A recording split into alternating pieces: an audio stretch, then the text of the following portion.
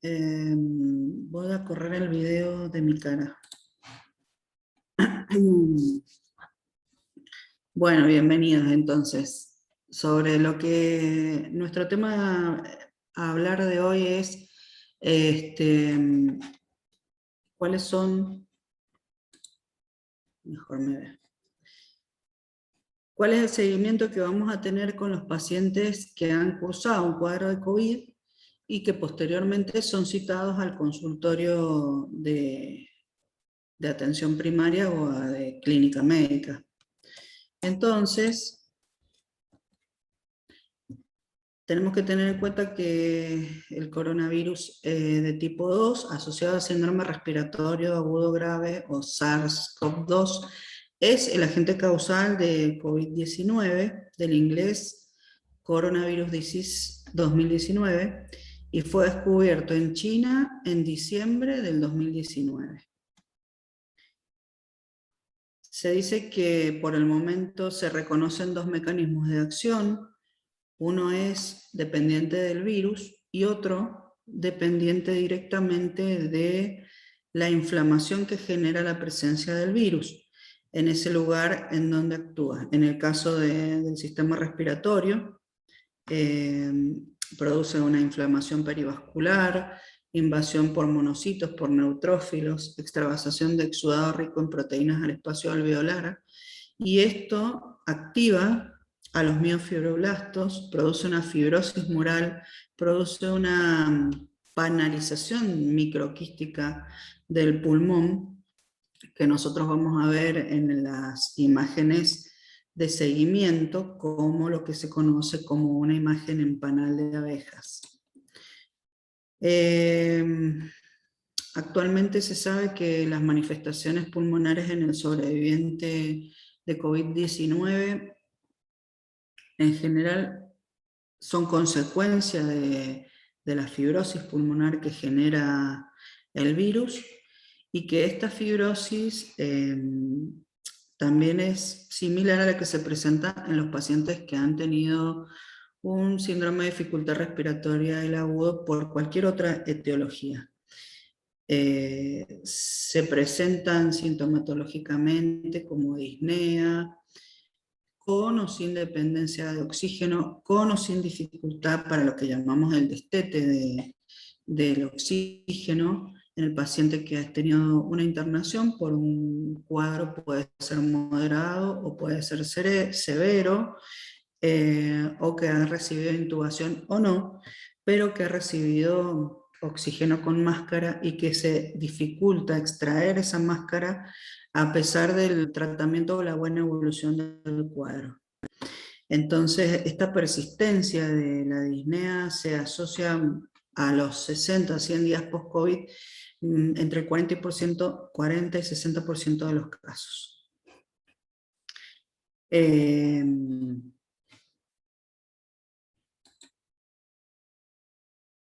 Nosotros actualmente nos encontramos frente a la situación de tener que volver a renombrar y a ver cómo vamos a llamar a esta situación que se presenta una vez que el COVID cedió.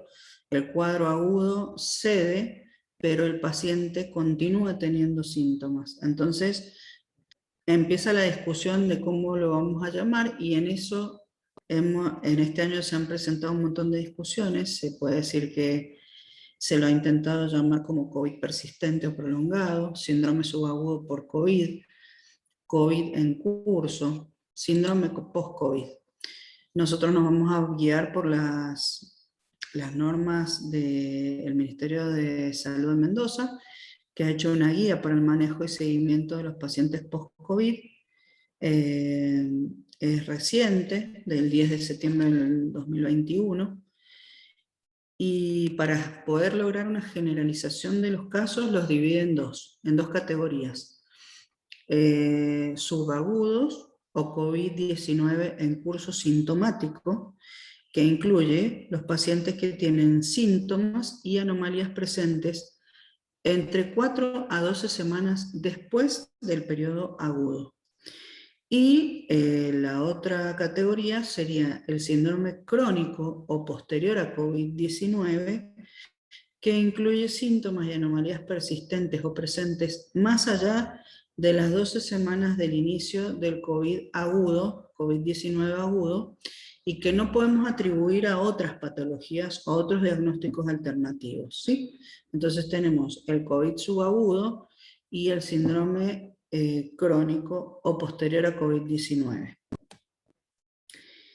Dentro de los distintos sistemas podemos ver múltiples síntomas que son los que se van a presentar en el paciente que cursó el cuadro de COVID y ya se encuentra negativo por PCR, pero después de las 4 semanas de haber tenido el cuadro puede presentar cualquiera de estos síntomas que pueden ver acá. Respiratorios, tos, disnea, los más frecuentes. Síntomas cardiovasculares pueden ser dolor torácico, opresión, palpitaciones. Otros de los síntomas muy frecuentes pueden ser mareo, acúfenos, por supuesto pérdida del gusto y del olfato, trastornos del sueño, parestesias. Podemos encontrar síntomas cognitivos que también hacen que el paciente consulte muchas veces, que él lo llama como una niebla mental o dificultad para concentrarse, para realizar tareas que previamente realizaba sin inconvenientes. Problemas de concentración, ansiedad, depresión, síndrome de estrés postraumático y síntomas gastrointestinales como dolor abdominal o náuseas.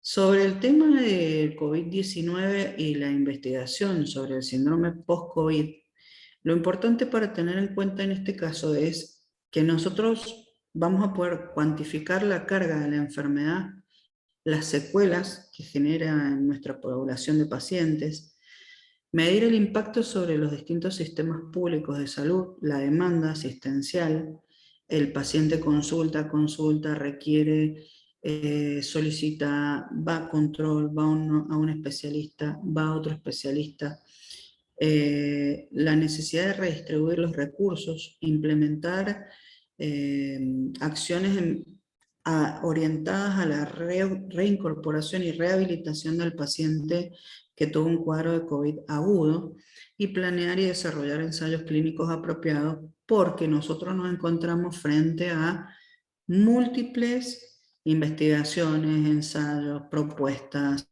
trabajos. Acá en esta diapositiva pueden ver distintos trabajos que se han realizado.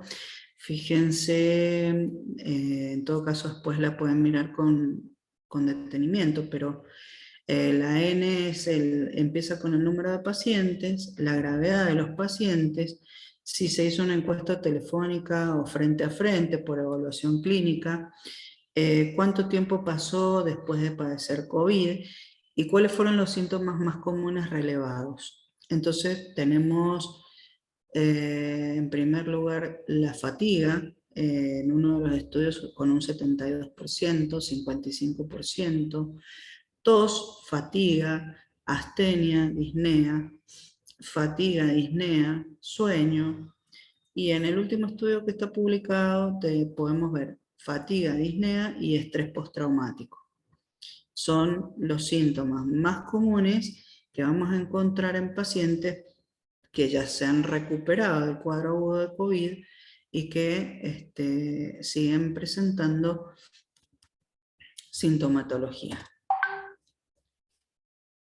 Nosotros no podemos hablar de que la recuperación del COVID es fundamentarlo solo en que el PCR es negativo o en el alta hospitalaria, porque hay una notable variación en la duración, la gravedad, la fluctuación de los síntomas que pueden afectar la calidad de vida del paciente, el estado funcional, el estado cognitivo, el estado de ánimo y puede generar una discapacidad grave en un paciente a pesar de haberse recuperado totalmente del cuadro agudo.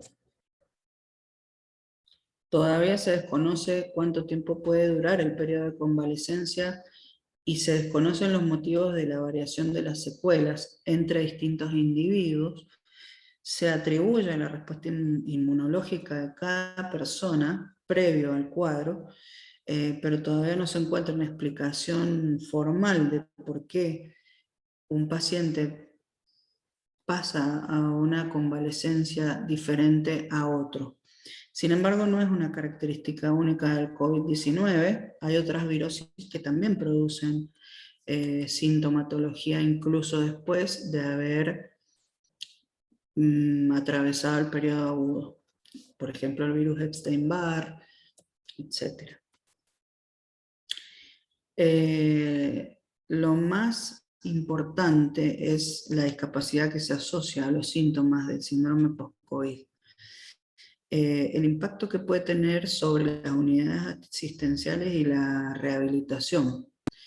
Es importante tener en cuenta que los pacientes, ya en unas diapositivas más adelante vamos a ver la distinta situación de cada paciente, pero en el momento en que el paciente recibe el alta hospitalaria o el alta de cuadro de COVID, explicarle claramente al paciente cuál es el seguimiento que tiene que hacer, en cuántas semanas debe volver a consultar, cuáles son los síntomas que él tiene que reconocerse como que están dentro de la normalidad y podemos esperar, o no están dentro de la normalidad y debemos consultar nuevamente para ver qué es lo que está pasando.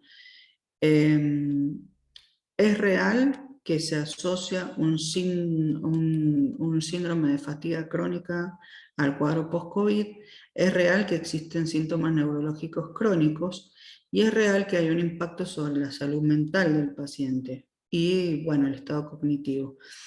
Es importante dialogar con el paciente en la consulta post-COVID sobre la situación que él ha vivido. Si estuvo internado en terapia intensiva, ayuda mucho y es muy positivo para lo que se considera el síndrome de estrés postraumático. Hablar con el paciente sobre sus vivencias, cómo lo vivió, cómo lo atravesó, para disminuir la ansiedad, disminuir la depresión, disminuir el temor que ha presentado ese paciente. En este cuadro que ven acá, lamentablemente sale un poco borroso, nosotros vemos en la etapa de COVID agudo, a ver si puedo, en el COVID-19 agudo, fíjense, se considera entre la primera y cuarta semana. En esas 3 primeras semanas podemos tener una PCR positiva o puede pasar que no la tengamos. A pesar de eso, si nosotros atribuimos los síntomas a un cuadro compatible con COVID, se considera que el paciente atravesó la enfermedad y en muchos estudios consideran que ha sido COVID positivo a pesar de que la PCR sea negativa. ¿Cuáles son los órganos a tener en cuenta o donde nosotros vamos a ir a controlar en el consultorio posterior al cuadro agudo? Vamos a buscar el síndrome de fatiga crónica, vamos a evaluar la disnea, vamos a evaluar el estado neurológico, sobre el tema del corazón, si hay palpitaciones, si hay arritmias, si hay hipertensión. Evaluaremos si ese paciente recibió profilaxis, tromboprofilaxis, si eso necesita prolongarse en el tiempo o no. Y una de los hallazgos que se ha visto es que podemos encontrar una alteración en el filtrado glomerular también posterior al COVID agudo. Y por última instancia, la caída de cabello también se asocia con el COVID crónico. Se puede presentar alopecia y es parte del cuadro. En general, sí, la alopecia se comienza a recuperar. Todo esto puede transcurrir entre las 4 semanas y las 12 semanas o más de haber tenido el cuadro agudo. En esta diapositiva, que también está en la guía provincial de seguimiento de COVID, podemos ver la situación según las comorbilidades de cada paciente y el cuadro que presentó. Si nosotros decimos que el paciente tenía comorbilidades cardiovasculares, hipertensión, diabetes, obesidad, cardiopatía isquémica, dependerá el cuadro que presentó de COVID agudo, si fue asintomático, si fue leve, si fue moderado, y a partir de ser un cuadro moderado a severo, el control posterior va a ser a los 7 días. En el caso de que haya sido leve o asintomático, va a ser a los 15 días. Podemos tener un paciente con comorbilidades, pero que no son de origen cardiovascular, por ejemplo, EPOC, asma, alteraciones tiroideas, insuficiencia renal y enfermedades reumatológicas. ¿Por qué citamos estas enfermedades? Porque son las que pueden presentar un empeoramiento posterior al COVID agudo y que nosotros tenemos que controlarlas, ¿sí? En el caso de las alteraciones tiroideas, hacer un seguimiento de la función de la glándula tiroidea. En el caso de un antecedente de insuficiencia renal o patología renal o hipertensión arterial con afectación renal, hacer una evaluación de la función y del filtrado glomerular. Una de las cosas que tenemos que tener en cuenta en este seguimiento es que el seguimiento del COVID no es algo que nos va a hacer tan igual para todos los pacientes. En cada caso se verá, se tiene que ver, se tiene que seguir, se tiene que decidir de acuerdo a la evolución del paciente, porque el paciente puede haber sido un paciente que ingresó a terapia intensiva, que tuvo dificultad respiratoria, que hizo una neumonía severa y que se recupera totalmente y sin secuelas, o no. O sea que dependerá el estatus posterior del paciente. De todas maneras, siempre hay que tratar de mantener una comunicación fluida con los profesionales de la internación para saber si ese paciente durante la internación recibió kinesioterapia, recibió terapia del lenguaje, recibió fono, tuvo alguna lesión por la intubación, bueno, etc. En ese primer control, que será a los 15 días o a los 7 días, se hará la evaluación clínica general, se tomará la presión, se evaluará si tiene un síndrome post-COVID o no.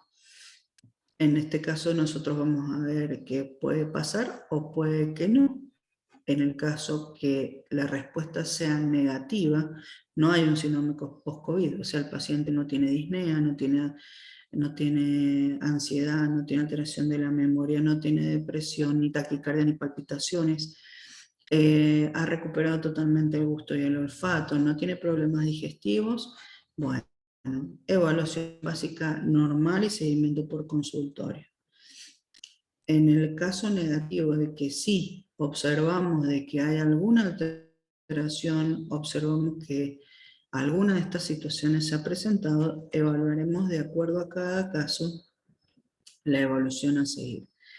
En el consultorio de atención primaria nosotros nos manejamos interdisciplinariamente con las distintas especialidades. Entonces, lo bueno del hospital es que nosotros contamos con la especialidad de neumonología, la especialidad de nefrología, el neurólogo, los cardiólogos. Bueno, entonces si nosotros detectamos una situación X, bueno, psiquiatría, rehabilitación, kinesiología, fisioterapia, podemos hacer una red de trabajo donde vamos siguiendo a ese paciente para que logremos la recuperación de lo que hayamos detectado.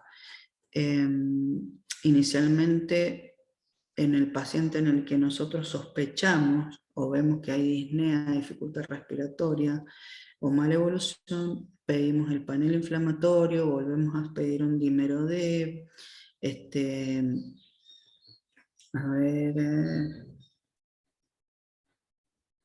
se me fue, bueno, vemos la estructura cardíaca, el ecodoppler, la espirometría, una tomografía de tórax, o decidimos una interconsulta directamente con los especialistas. Esa es la ventaja de poder hacer el seguimiento dentro del hospital universitario. Si nosotros en alguno de esos estudios vemos una anormalidad, bueno, ya eso pasa al campo de las especialidades y siguen ellos con cada paciente. El paciente vuelve al consultorio de atención primaria, pero ya recibe una atención más individual con cada especialidad. Por ejemplo, una de las cosas que recomienda la guía es el test de la marcha de 6 minutos, un test cognitivo en el caso de las alteraciones cognitivas, pero siempre, bueno, van a ir referidos al especialista, quien va a ser el que hace el seguimiento posterior, y en realidad no se sabe a ciencia cierta, porque no le podemos decir al paciente en cuánto tiempo puede recuperar totalmente la normalidad o no. Podemos intentar recuperar las alteraciones, pero no podemos asegurar que ese paciente lo va a lograr a la brevedad inmediata. Puede suceder que no lo logre. En estos cuadros nosotros vamos a ver lo que requiere un paciente que ingresó con diagnóstico clínico de neumonía por COVID y requirió terapia intensiva por una neumonía severa. En este caso, este paciente es dado de alta de la terapia intensiva y a las 4 o 6 semanas asiste a un control en consultorio externo. En este caso, este es un paciente que ha cursado un cuadro severo, que necesita un seguimiento profundo y de cerca. Y es importantísimo contar con un informe bien completo de lo que fue la estancia durante la terapia intensiva de ese paciente, que esas son las cosas que nos cuesta, a las cuales nos cuesta acceder. No sabemos si fue intubado inmediatamente, si fue algo de urgencia, si tuvo complicaciones durante la internación, si tuvo alguna lesión de cuerdas vocales, si estuvo despierto en terapia intensiva. Muchos pacientes que han estado despiertos en terapia intensiva no lo refieren como algo muy traumático porque están alrededor y están internados con otras personas que van agravándose o pierden la vida. Eso influye mucho en el estado del paciente. Es por eso que nosotros a las 4 o 6 semanas posteriores al alta hacemos la evaluación de la disnea, la respiración, el manejo de los síntomas y cuidados paliativos cuando sean necesarios, evaluación de la necesidad o no de oxígeno, consideramos la necesidad de rehabilitación, vemos si hay una necesidad de evaluación psicológica o por ansiedad, que en un gran número de pacientes sí se presenta, y en este hospital yo he derivado muchos pacientes a psicoterapia después del cuadro de COVID. Y reevaluamos y nunca nos olvidamos de descartar que no vaya a haber una nueva enfermedad tromboembólica. Hasta casi los 6 meses posteriores nosotros tenemos que hacer un seguimiento de la coagulabilidad y de la presencia o ausencia de trombos, sobre todo si hubo alguna situación previa, evaluar si seguir con la tromboprofilaxis, comenzar a retirarla o no. Siempre en este caso hablamos de equipos de trabajo que se forman para la atención y seguimiento de estos pacientes y van decidiendo en conjunto qué es lo que vamos a hacer.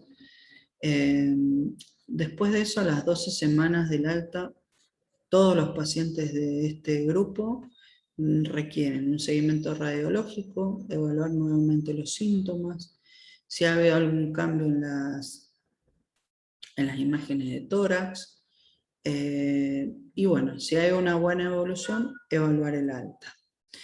El seguimiento según la especialidad, test de la marcha, ecocardiograma. Nunca olvidarnos de que se pueden presentar posteriores al COVID arritmias, alteraciones cardíacas, y todo eso se diagnostica a través de imágenes cardíacas que las tiene que pedir el cardiólogo o el especialista que sigue al paciente. Nosotros entonces decimos el síndrome post-COVID lo definimos por la persistencia de signos y síntomas clínicos que surgen durante o después de padecer COVID, permanecen más de 12 semanas, no se explican por un diagnóstico alternativo, pueden fluctuar o causar brotes. Es una entidad heterogénea que incluye el síndrome de fatiga crónica, secuela de múltiples órganos y efectos de la hospitalización grave o poscuidados intensivos.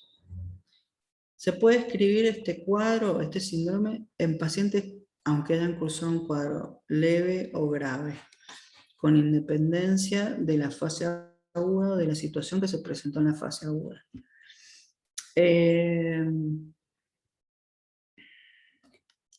Bueno, esto ya lo hablamos. Las manifestaciones clínicas son diversas. Esta la vamos a seguir. En esta propuesta de seguimiento, la clínica es la que tiene que tener el mayor impacto que la normalidad aislada del laboratorio, el aumento de un biomarcador o un hallazgo patológico en algún método de imagen.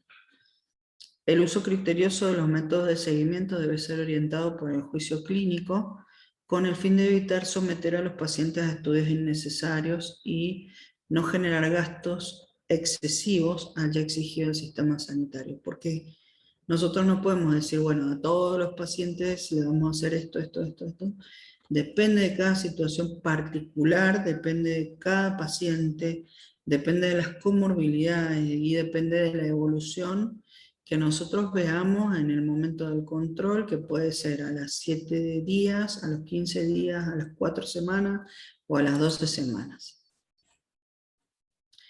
En esta diapo vamos a ver el paciente que no requirió internación en terapia y por lo general es atendido en sala común o en forma ambulatoria. Estos pacientes se dice que se pueden seguir por una consulta virtual. Se puede evaluar una radiografía de control a las 12 semanas y podemos ver en esa radiografía cambios menores que pueden ser insignificantes, como una telectasia, o resolución completa, y en ese caso el paciente se considera de alta. En el alta se puede hacer un alta estándar y mandar una nota a su médico de cabecera, y explicarle cuáles pueden ser los síntomas que hagan o que generen una nueva consulta. Disnea aguda, falta de aire, persistencia del cansancio, el decaimiento, palpitaciones, dificultad para realizar actividad física.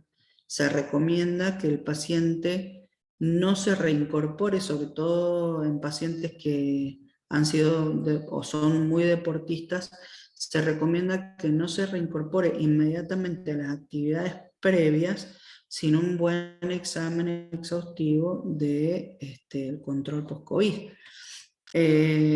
Si nosotros encontramos en esa radiografía de control alguna alteración que puede ser nueva o persistente a pesar del tiempo, ahí en ese caso sí, hacemos la interconsulta con el neumonólogo, nueva función pulmonar, y evaluar un estudio de mayor complejidad aparte de la radiografía de tórax, algo más profundo. Este es el diagrama de flujo del manejo del paciente con neumonía leve. A las 12 semanas, radiografía de tórax, clínica virtual, si se diagnostica enfermedad pulmonar, en ese caso, derivación al neumonólogo, test de función pulmonar, protocolos directamente, angiotac. Si no se sospecha enfermedad pulmonar, el paciente mejora, repetimos la radiografía de tórax y hacemos el seguimiento. Si la primera radiografía de tórax a las 12 semanas nos dio normal, le damos el alta con los signos de alarma y el seguimiento. Y en el caso del paciente que estuvo con una neumonía severa o en terapia intensiva, se puede hacer a las 4 a 6 semanas post-COVID la consulta telefónica o citarlo para una nueva evaluación clínica completa. Siempre tratando de evaluar que no haya nuevas complicaciones pulmonares, ¿sí? Radiografía de tórax, evaluación clínica presencial. Si todo esto nos sale normal a las 4 a 6 semanas y a las 12 semanas del alta de la terapia intensiva, bueno, lo liberamos al paciente, lo consideramos ya de alta. En el caso de que nosotros observemos situaciones que no tienen que ver, que no evolucionaron positivamente y que generan alteraciones, por ejemplo, enfermedad vascular, una radiografía normal, empeoramiento de las imágenes, entonces derivación a las especialidades, neumonólogo, cardiólogo, y bueno, seguimiento para descartar que no haya una fibrosis pulmonar secular, lamentablemente. Bueno, esta diapo está en inglés, pero es inicial, es qué situaciones tenemos que tener en cuenta frente después del cuadro agudo de COVID, vamos a tener las situaciones pulmonares y cardiovasculares, evaluar que no haya arritmias, que no haya atelectasias, que no haya imágenes nuevas en la imagen pulmonar, dentro de lo neurofisiológico, que es muy importante y que a veces lo dejamos de lado o pensamos que el paciente, bueno, está estresado por lo que le pasó, pero se observa que hay afectación del sistema nervioso por el virus y que todo genera situaciones de alteraciones neurológicas que lo llevan a perder capacidades cognitivas que tenían previo al COVID. Así que tenemos que hacer screening para ansiedad, para depresión, test del sueño, evaluar en la parte hematológica si seguimos con la tromboprofilaxis, y evaluar la función renal, sobre todo lo que es la atención primaria, bueno, la educación del paciente, detección de situaciones de riesgo agudas, pautas de alarma, y nada más. Acá les puse la escala de Montreal, que es la que está recomendada para evaluar trastornos cognitivos post-COVID, y ninguna otra.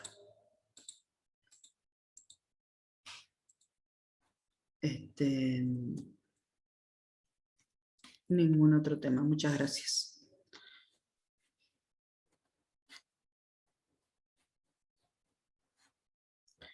Si alguien quiere preguntar algo, no hay problema.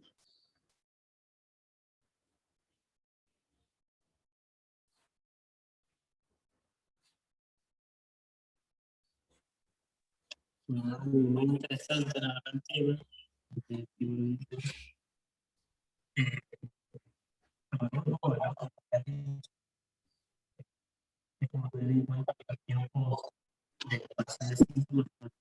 No te entiendo nada, Mati.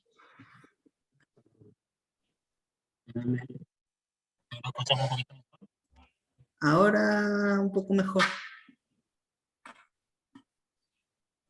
lo que decía, que está bueno tener en cuenta que básicamente puede aparecer los síntomas muy posteriores a lo que uno cree.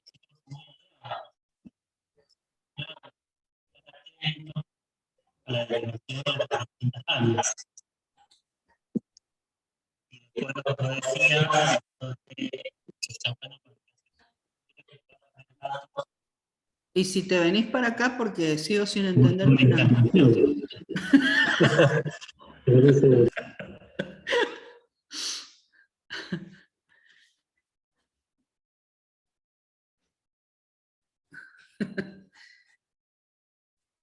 Hemos estado... No sé qué pasó. No sé lo quería hacer por ahí para que escucharan el Acá está el Mati.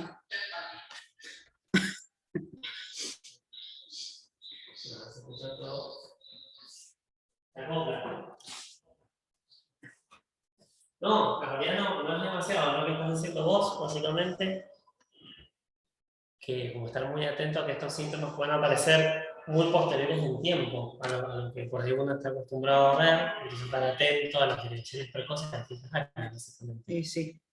Y esto que vos decías, el tema de tener los más datos que se puedan de cómo cursó el COVID ese paciente, o sea, de lo que fue la internación, las complicaciones, que tendrá el tubo, todo, como para estar un poco más atentos. Se acopla con el otro Claro. teléfono, por eso Sí, no quiero hablar mucho, sí. una de las cosas que pasa mucho en el consultorio es que el paciente nos agobia con su estado anímico. O sea, es un paciente que tiene mucha demanda psicológica y que por ahí uno no logra, por lo menos a mí me pasa a veces que no logro acompañarlo porque, bueno, no soy su psicóloga y voy a decir, bueno, ¿por qué tanto, tanto, tanto? Y resulta ser que el virus produce una afectación neurológica, produce un cuadro depresivo reactivo y está bueno, es importante tenerlo en cuenta, saberlo y dirigirlo para que lo solucione y para que haga un tratamiento sobre esa situación. Otra de las cosas que hemos hablado con Walter Rosales, que es el kinesiólogo de acá del hospital, es sobre lo importante de la rehabilitación respiratoria precoz en los pacientes que han tenido neumonía bilateral o que tienen dificultad respiratoria, disnea, tos y han sido dados de alta. Yo le he derivado a varios pacientes a Walter para la rehabilitación porque han estado o intubados o en terapia y realmente es muy, muy necesaria, es muy importante que el paciente tenga acceso a ese servicio porque es fantástico cómo mejora y cómo disminuye la dificultad respiratoria con un buen tratamiento de rehabilitación y de kinesioterapia.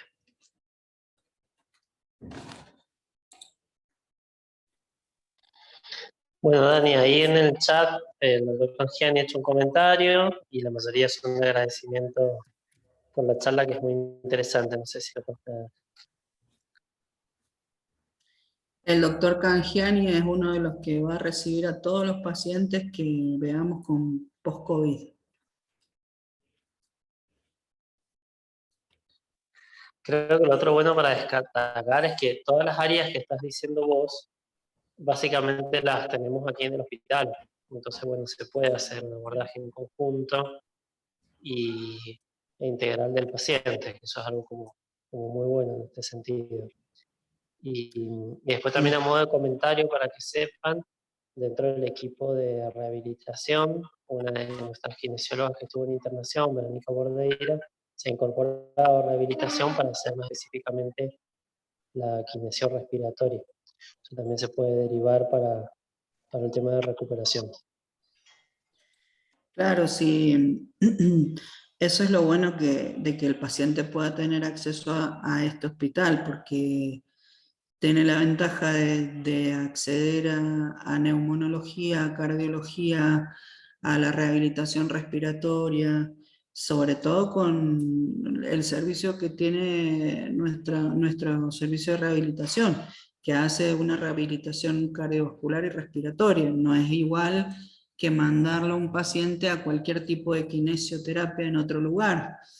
Así que sí, eso tiene muchas ventajas para nuestros pacientes, menos mal.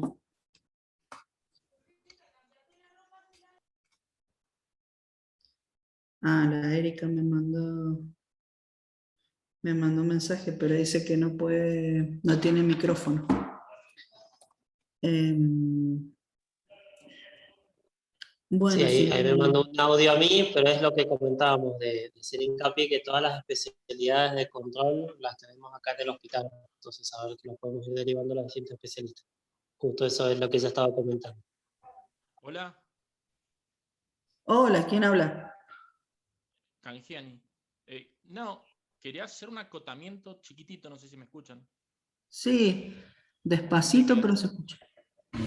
sí, porque estoy bajo. Mirá, ahí donde yo puse EPIT, nosotros en neumonología a estas intersticiopatías, fibrosis, las clasificamos como enfermedades pulmonares intersticiales difusas, que es un gran abanico de todas las intersticiales. Y me parece que el gran desafío que ha venido el COVID en este momento es que me ha pasado muchos pacientes con post-COVID que dejan secuelas o tienen fibrosis, pero después no terminan siendo fibrosis por el COVID. Entonces, creo que la evaluación integral con radiología a veces con reumatología, que bueno, en el servicio no tenemos, pero muchas veces está bueno tenerlo en cuenta que estas, por ejemplo, me ha pasado pacientes que han tenido una enfermedad intersticial post-COVID y después no terminó siendo la fibrosis por el COVID, ¿sí?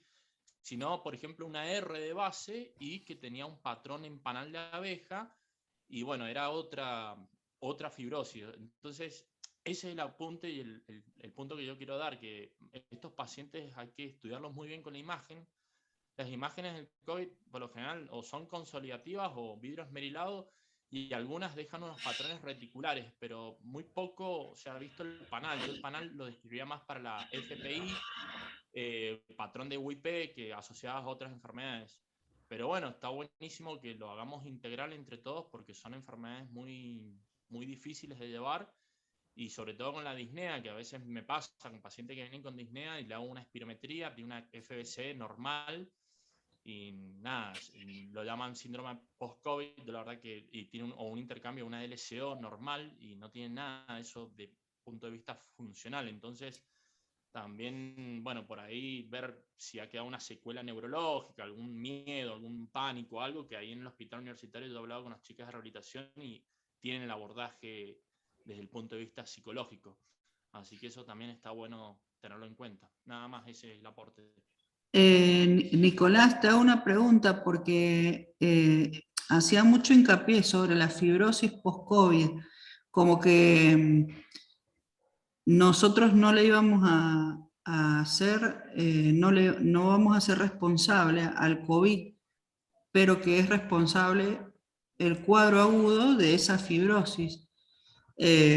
Porque vos me decís lo de la R, e incluso me pasa lo mismo con los procesos tiroideos. Nosotros encontramos un montón de alteraciones de tiroides posterior al COVID, que también se asocia por un cruce inmunológico con una tiroiditis que puede agudizarse por el cuadro de COVID, y que muchas veces uno piensa si esto no era previo o si esto se desencadenó posterior al cuadro de COVID-19 agudo, ¿viste? Eh, y en el caso tuyo, está para pensar también si no será que es el mismo COVID el que produce esa lesión pulmonar y nosotros le echamos la culpa a otra patología. Claro, o sea, mi punto de vista es siempre es el desafío de ver si fue, porque esto ahora ha aumentado más, o sea, ¿cuántas tomografías hemos visto después del COVID? Muchísimas más. Entonces empezás a investigar, sobre todo cuando son de alta resolución, y ves que estas fibrosis, estos patrones, digamos, tomográficos, no son semejantes al COVID. Y le empezás a ver, este paciente tenía una fibrosis antes. El Claro. COVID en sí produce una consolidación. Cuando produce el vidrio esmerilado, que es un exudado parcial del alveolo, o una ingurgitación vascular, que es esa imagen que nosotros vemos, es más típica del COVID. Pero ya cuando vemos áreas en panal, eso no es tan típico. Entonces ahí está el desafío de decir, este paciente venía con una fibrosis previa. Nada, le agarró COVID y nada más. Pero a eso Sí. es lo que yo apunto, que muchas veces me ha pasado en el consultorio, este paciente tenía una fibrosis previa. Y de ahí estudiar si es secundaria a una colagenopatía, secundaria a una por hipersensibilidad, que se ve mucho. Está en el capítulo grande de la neumonología que se llaman las EPIT, que de hecho no solo yo hago el diagnóstico, sino que necesito todo un grupo, digamos, de reumatólogos, imagenólogos, Claro, sí. neumopatólogos. Y bueno, pero eso es lo que ha llegado. Gracias al COVID se han descubierto todas estas enfermedades intersticiales que están dando vuelta y antes no se hablaba. Y otra de las cosas de las que habla la fibrosis como una generadora de patología bacteriana, o sea que el hecho de presentar una fibrosis ayuda a una colonización posterior y las infecciones bacterianas de pulmón. No sé si eso vos has visto mucho o es casual nomás. Perdón, Daniela, ¿cómo era la pregunta? No. Si has visto mucha sobreinfección bacteriana por la fibrosis post-COVID. Mirá, más que todo lo que he visto son pacientes con bronquiectasia. Las bronquiectasias son las que más predisponen a las infecciones. Bien. Pero no el paciente que tiene patrón en vidrio esmerilado, sí en el que tiene ya el patrón de fibrosis con bronquiectasias por tracción, eso sí. Sí, también hacía mucho hincapié en evaluar esos cuadros y las infecciones que pueden presentarse posteriores a la afectación pulmonar por el COVID. Bueno, muchas gracias, Nico. No, de nada, gracias. Chau, chau. Chao, hasta luego. Bueno, Dani, muchísimas gracias, muy interesante. Y habrá que seguir actualizándonos porque es un tema que va a seguir en movimiento, pero bueno, ha sido un tema interesante para compartir.